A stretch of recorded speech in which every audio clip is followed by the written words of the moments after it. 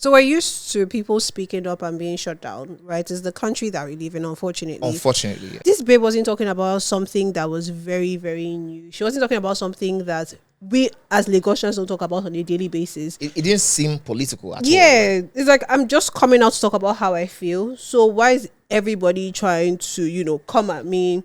And then you have like NYSC officials as well. Like, why do I have to? Because this is a country where we're supposed to have the freedom of speech.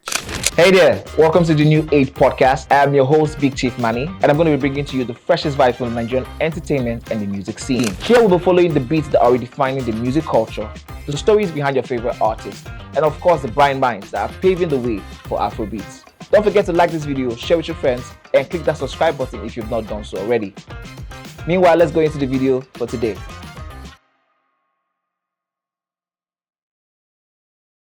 Ladies and gentlemen, welcome to today's edition of the N.A.T podcast. My name is Big Chief Mannie, and if you can see to my left, I have the delectable, beautiful Jessie T in the building. Jessie, how are you? Hi. Hello, Manny. Yes, hello, Jessie. How are you doing?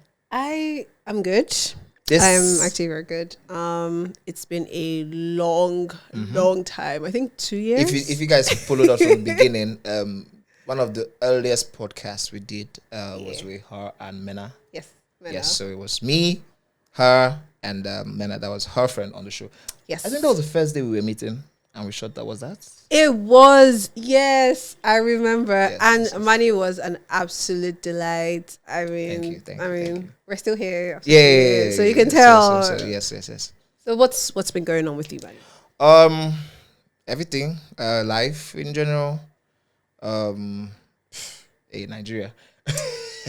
Tell me about it. Yeah, I mean, talk about Nigeria. Let's just like what has been happening.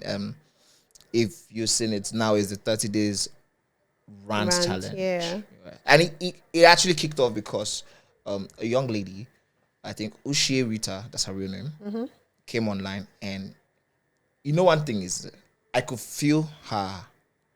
You know when someone sets up a camera just to try a trend, like when someone is acting, I could sense the pain in her conversation. Yeah. I genuinely feel so overwhelmed, and I feel like if a lot of Nigerians come out and start speaking on what we are actually going through, then maybe changes will be made in the government. Don't you guys think? And this video, I just want to say to our president, I don't know if there have been any other president that is terrible, but you are such a terrible president. It is so hard. So I'm coming from the supermarket where I went to get foodstuffs, and everything has gone up again. It's just like every single week prices increase. I want to know, what is the government doing about this increment? Is there going to be a particular time where prices will stop going up? Is there going to be a particular time when things are going to go back? Guys, why am I going to get a crate of egg and they're telling me it is 6.5?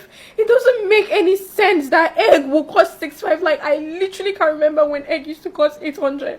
This is someone who is just getting into the adulthood stage. Yeah. Getting into points of where they're like independent, and then you know what I'm saying. I mean, you in their shoes. We're going to talk about you in a couple of minutes, and then experiencing craziness, at this level. And we saw the whole thing that happened. Yeah. Immediately she posted the video. Now she did say the only thing she said in the video pertaining to the government was that, oh, the president is terrible, and I was till now. I'm particularly shocked, and I shouldn't be. That's the painful part. Yeah. Knowing the country I am in, knowing like my people, I shouldn't be shocked that people are actually like against her, like trying to like threaten her, drag her down. I saw so many things, and then the crazy part of it was because in her story she said like she couldn't afford eggs because a crate of eggs are like 6,500 naira, which is maybe like $5 now, about $5 now, right? Yeah. From like maybe less than 50 cents before. She's like, how? And they paid.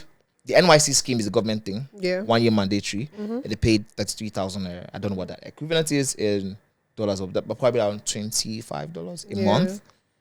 You talk about transportation. If you live in Lagos, transportation is a huge deal. You talk about feeding, which is where the rant came in. And then recently the data prices went like, yes, skyrocketed, definitely. and if you're a creator, I mean, this affects you massively because normally let's say if you have you set aside a 5,000 naira. Now you have to do like 10,000 naira. Yeah. And all of that and all of that and all of that happened. And it felt so sad. I felt so sad listening to someone who was taught not so far ago that, oh, you're the leaders of tomorrow. And then the first time leader of tomorrow is airing their opinion, their grievance, we're shutting them down. Yeah. How was that like for you? Being, number one, a woman, so seeing like people like say so many terrible things about this lady because she came up blind, and also being the fact that you just recently, like I was saying off camera, she just recently became an adult, not by age, but she moved into her own space. Yeah. So how was that for you? So that was very interesting.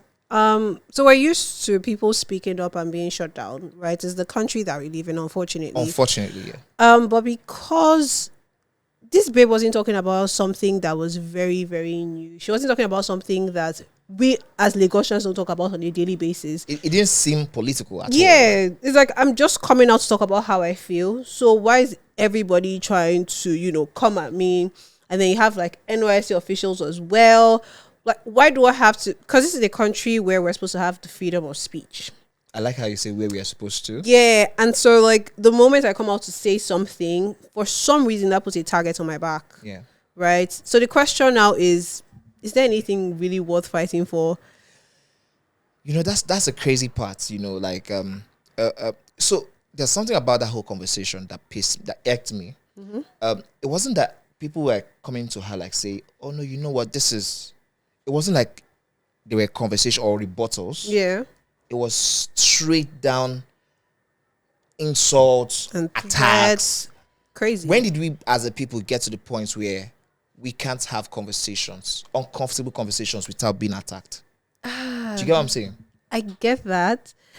But I mean, I'm not even, like I said before, it's not something that's surprising because when we had like the whole election saga, we saw this come to play majorly. I think this was the first time we had seen it in like its full regalia, right? Yeah, social media didn't help also. Exactly. Like, so, but you would hope that after that time, we have come to a place because let's face it, after the whole election period, people came to terms with the fact that, okay, they made bad choices, right? And Are you sure they did?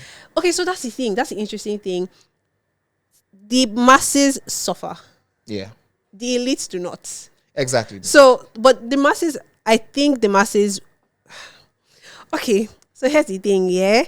It's very interesting because the masses suffer every day, right? And then you think, oh, because of this suffering, there's like a point, like there's a correction. Yeah. Right? But the interesting thing is that because of this suffering, it makes them like more of a pawn to the government. More prone to the elite's manipulation. Exactly. Right? Because poverty in itself is a device for control. Yeah. It is so interesting. So like at the point where you think that they're actually learning from their mistakes and they want to take, the next step, they don't have the strength to say no, resist. Right? Because the next person is going to come with a bag of rice or bag of rice. What am I talking about? They don't give bag of rice. They will give them 10,000 naira, 2 cups, and one one Indomie. But because they need to survive, they will take this thing on and sell their rights, right? So we would hope that after the whole election thing, right, people would band together, unite, and oh no, this is not what we want. Yeah, but that wasn't the case at all. Yes, we had some people step out, and we've had some people try to trend with this girl, right? I'm not calling names, but like we had some people trying to trend with this girl, and we can argue that okay, yes, they're still making some sort of change, but is it really change when this whole thing blows over? Let me quickly go back to something you mentioned earlier because it just stuck when you said it, but I was trying to follow my train of thought. You know how bad it is to get to the point whereby we ask ourselves consistently, is there anything worth fighting for? I am not going to lie to you. Between last year and this year, I've asked myself that question too many times that I'm comfortable with. This is like asking myself privately, like, is there anything worth fighting for? That should not be at all the status quo at all. It's very sad. Think about it. The young people cannot even afford to leave the country. Like, you can't migrate out. Exactly. The amount it will cost you to successfully migrate to a what we used to call sinner climb. Do you get what I'm saying? Yeah. You have to like be who has 10 million, 20 million. If we are complaining about crates of eggs at 6,500. Yeah. Exactly. Do you get what I'm saying? So we are now in a space whereby the people have no will to fight. And by fighting, I don't mean going into the streets for protest, because next Nobody that's what wants everybody. that. Nobody wants that. Please disclaimer, that's not what I'm saying, because next thing now, they're gonna start dragging you for that. By fight, I mean like fighting the status quo, Yeah. speaking up, making a. And let me add this. So the cost of fuel has gone down from 1,200 to about 700, 800 in the past 1 month. In your area, in your life, in your sphere, has the price of any other thing gone down? No. But if the price of fuel was to go up by 100 naira tomorrow, immediately the price of everything will start changing. I absolutely love the fact that you said that, because whenever it comes to like political discussions, and then I hear people say the government is the problem, I always say the government is not the problem. The people are the government. The people are the problem. Exactly, because we want a democracy, of course. Exactly. And it doesn't even have to be something so extravagant and say, oh, you hold an office or something. Down to the meat seller, right? Yeah. You take advantage of the smallest opportunity to make the other person suffer, to make the other person's life miserable because you want a better life for yourself. It's this mentality that's our problem in Nigeria, and it is this mentality that is making us attack somebody that is coming out to say the truth. Because I mean, that's where it comes from. Exactly. Like, I want to show you that I'm wiser than you. That's why people are sticking to choices that obviously not working. You're right, exactly. right? It is crazy. I was talking to a couple of my friends who are like my age bracket, colleagues also, a couple of years ago. Like, we are at points now where some years ago, we're like, we should be able to afford to get a car. Yeah. Like a very good car. Like as soon as you're like ready, just boom, get a car. But now you can have the money for that car and you can't still afford it. Exactly. You know how crazy that shit is? It's insane. And then, should we talk about the renting issues in Lagos? Oh, like, there's so many things to talk about that it makes no sense. And you know one thing, yes, why you say the government is not not responsible for everything, but there's like a huge gap between what they're supposed to do and what they're not doing. So now, that gap is cause of issues. Say, for example, in Lagos, for example, if the government passes a law that says nothing like the agency should not be more than 10%, agents' payments, fees should not be more than 10%. Yeah. It wouldn't be more than 10%. The cost of living automatically will drop. Do you know we're paying 20% in Lagos? Some places are 25% for agency only. Then the landlords will collect the landlords themselves.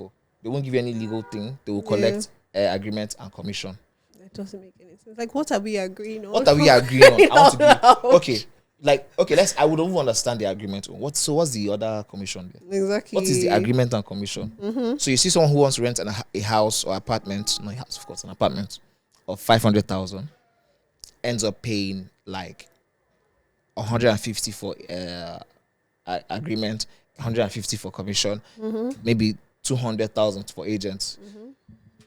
You have not furnished the house, you're paying $1 million. Do you know, it's so interesting that you said that, because currently I'm on that journey, right? And like, just the thoughts of, because not only are you paying for like the agency fee that's like 800 or something, you have to like do logistics for these people. Some people even ask that you cater to like their feeding. I'm like, is everybody okay? What are we talking about here?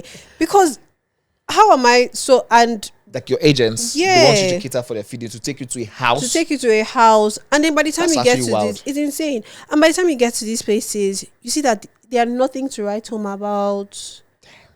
Like, you cannot say it's not fit for a human being to live. And especially in Lagos, right? See, I've always said this. Lagos is a very hyped up city, right? Which is why a lot of people get away with a lot of things.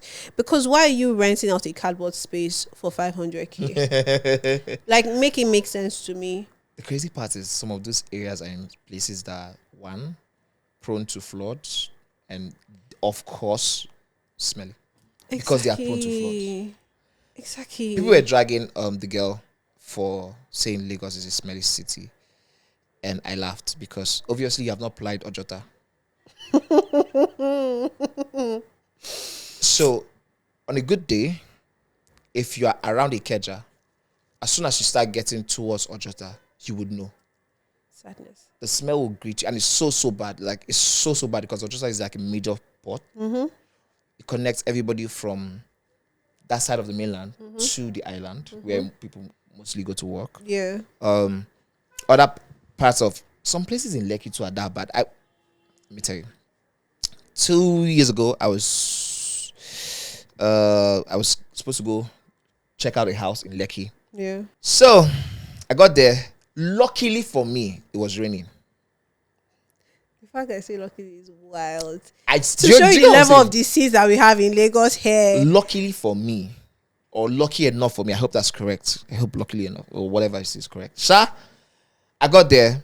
I entered a bike. The bike was supposed to take me to the house inside of Osapa, London. Now, we crossed, I kid you not, stagnant bodies of water, like 4. Like, so bad, like I have to raise my legs on the bike so my legs don't touch the water. And each one we passed was badly smelling.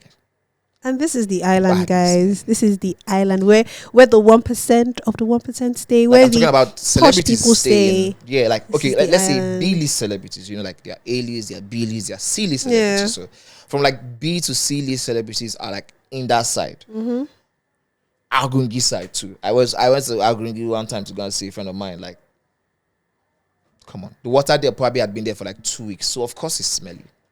See, I don't like. I always say that, like, you know, I will find it very difficult to stay like at certain places on the island, right?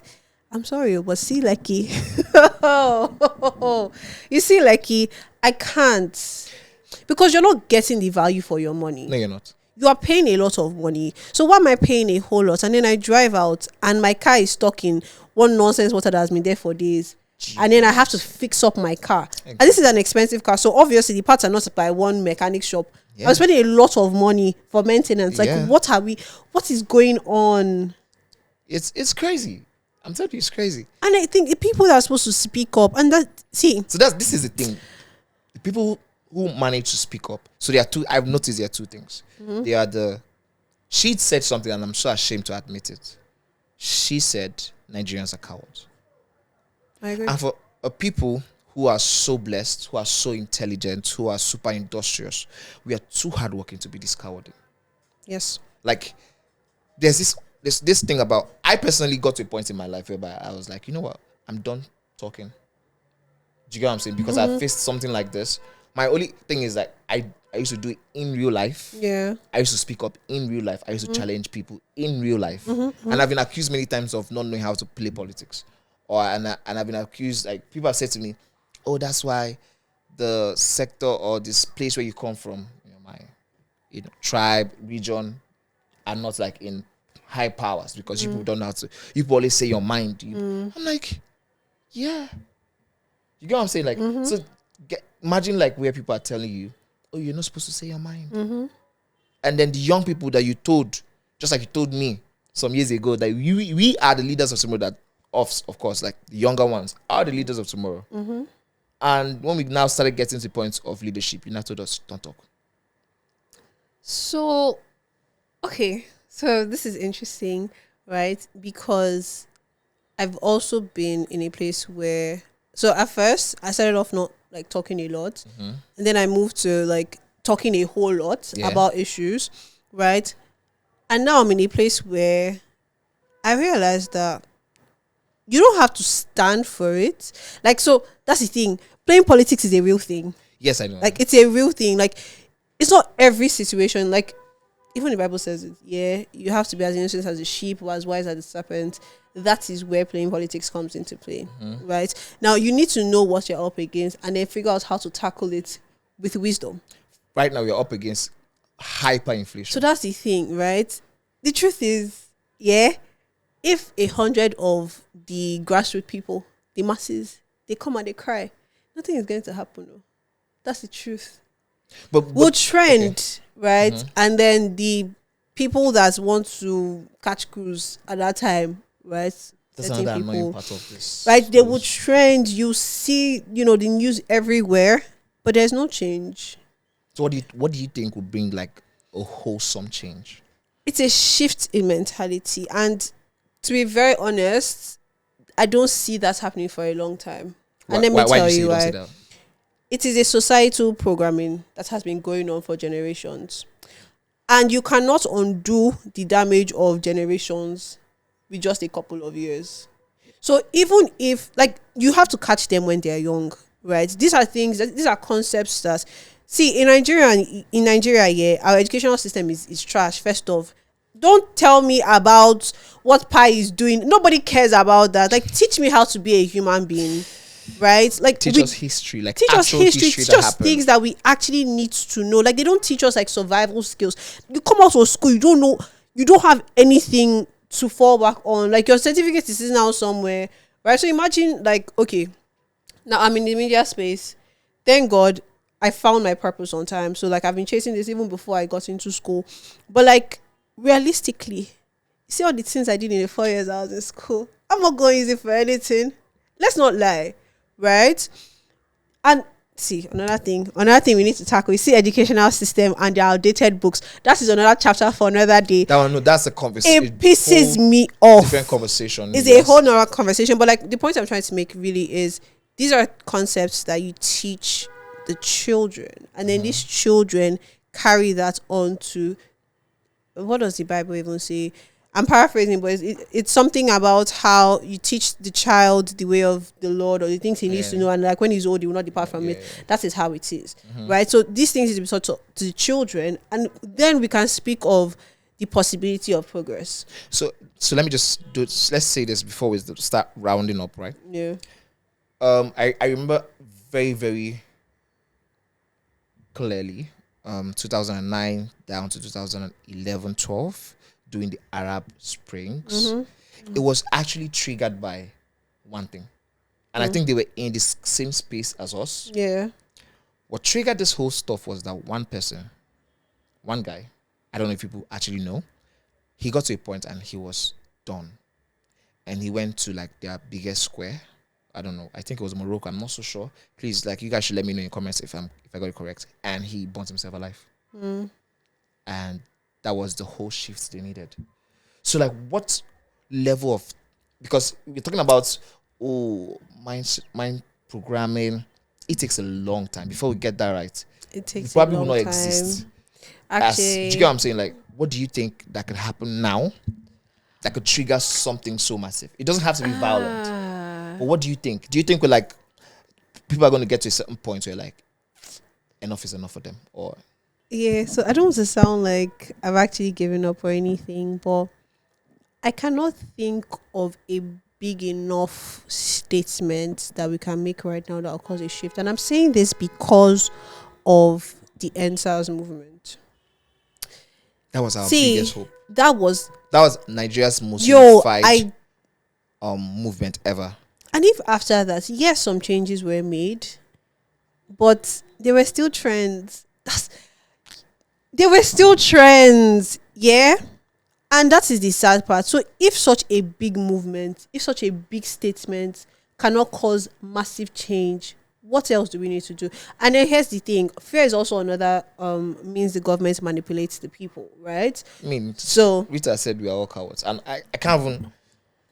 Do you get it? Because let's face it, I'm not going to stand in the line of like, soldiers and all of that, right? Because I'm thinking, you know what, my mother will cry. My brother and sister are going to cry. So that's where a lot of people are right now, because a lot of lives were lost, right? Now, a couple of years down the line, half the people are not even being remembered properly, right? They're not even accounted They're not even accounted for.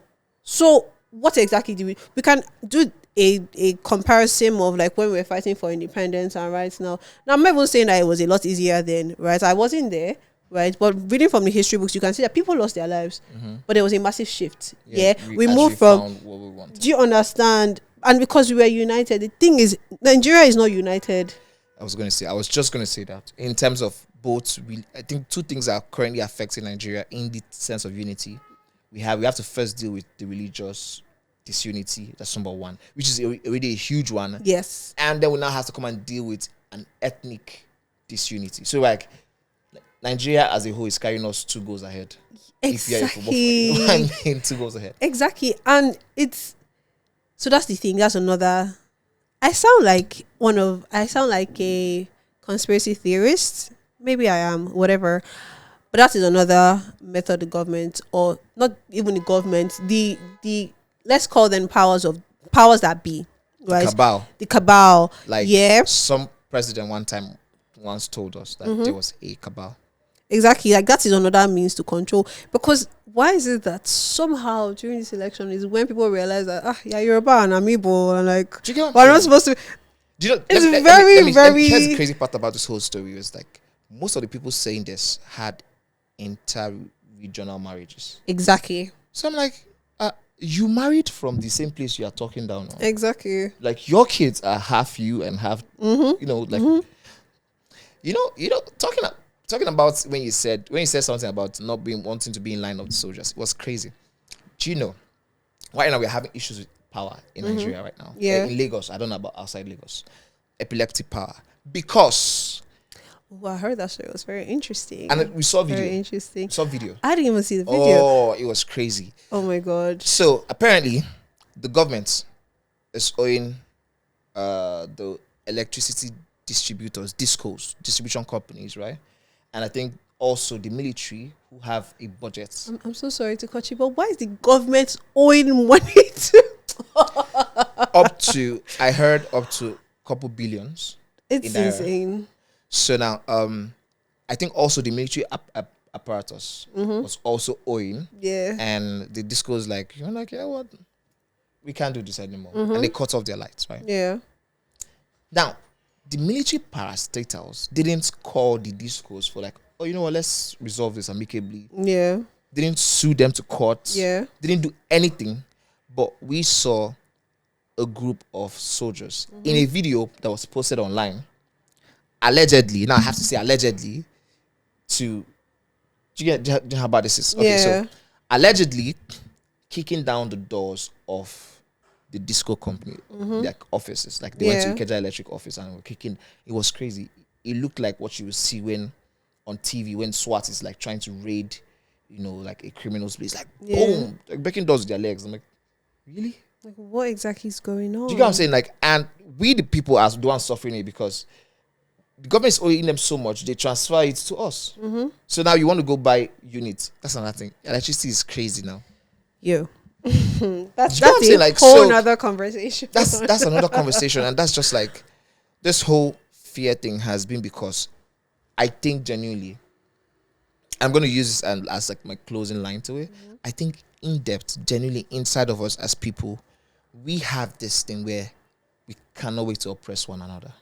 Yes. It's like your neighbor cannot just wait to be in a good spot so like they can oppress you. They want to see you like beg on your knees.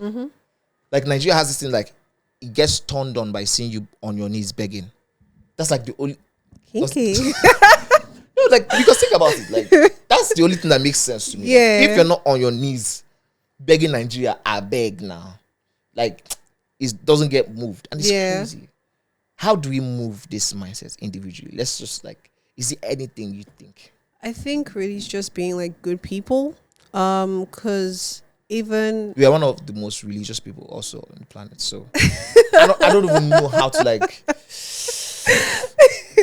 It's obviously not. And this is not like me shitting on religion because I like to think also I'm a religious person, right? Yeah. But like. Yeah, so I think really trying to be a good person and talking about like ways of being a good person. So something that I try to do like on my podcast is I tell people, smile a lot more, like be good to yourself and be good to others as well, right? You need to get that positive message out there somehow. So I think that's what we can do. It's a crazy conversation to have. It is. But I think it's one that really, really needs to be had. Yes, I think we've spent so much time talking about this. But I think as individuals, I think now we have to take this as an opportunity to support. Let's have her back so that the younger ones are not peddled with kind of fear that we grew That up we in. exactly. Like the people who are coming behind us should not have this type of fear. Yeah. I don't think it's okay for a government official to call you and be threatening you. It's not. I don't think on any, and I love that she recorded it. Yeah. I really love that she recorded it and posted it. So if anything happens to her, now we know who to like hold responsible. Exactly. You know, so, I mean, these are the conversations. Let us know in the comment section. Yeah. We had the amazing Jessica T in the house. I had a time, definitely. Yes, this was a wonderful one. Yeah. Hopefully we do this more. Yes. More positive conversations too. Also. Exactly. On a lighter note. This is very yes. This was a very heavy. Yeah, it was heavy. Heavy. Definitely. Don't forget to share this video with your friends. Yes. And click that subscribe button if you haven't done so already. Exactly. We also want to hear from you guys in the comment section. And I can see you guys comments on the last video. Some of you guys were dropping gems for me, and I absolutely love it. I try my best to see if I can respond to as much people as I can. I try my best to respond. So let's keep that going. Let's keep that energy going. Don't forget, this is N.A.T podcast. See you in the next video. Big Chief Mannie signing out. Goodbye. Bye.